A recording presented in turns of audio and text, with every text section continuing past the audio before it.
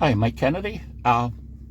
Beginning of the year, we're going to go through Bible in a year again with Fr Mike Schmitz.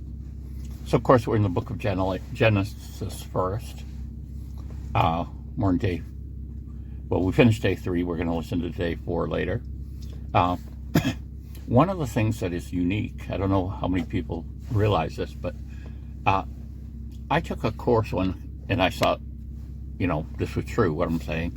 And the professor had this book reprinted that was out of print, but it was a collection of creation stories from all kinds of different religions.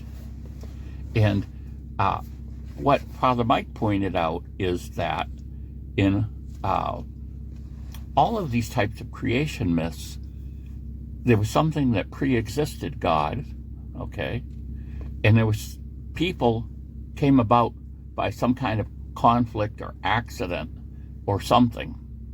And what's unique about the Christian story is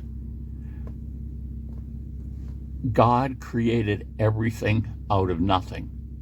Now you might think, well, the other religions have that in too, but no, they don't. A lot of times I remember this one about, there's the earth and this black or eagle or blackbird flying over the world, and this event happens and God is created.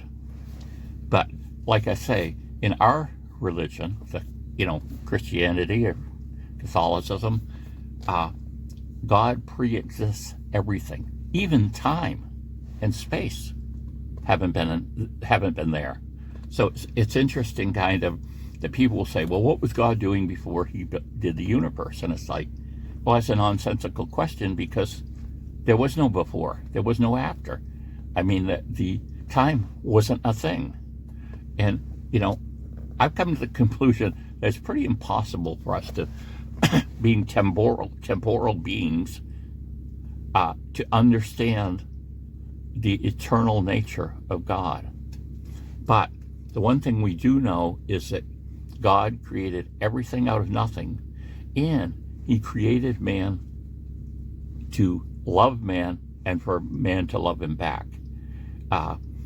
Father Mike points out in some of these other stories that people are created for, so they can be slaves to God, or they can provide entertainment for him, like switching on the TV and watching this, tragic episode of people, doing, mayhem with their life. Sometimes you would laugh, sometimes you would cry, I guess, but, that idea. So it's interesting how unique the Judeo-Christian story is. We have an actual, real creator God. His name, when Moses asked him his name, well, who can I tell him sent me?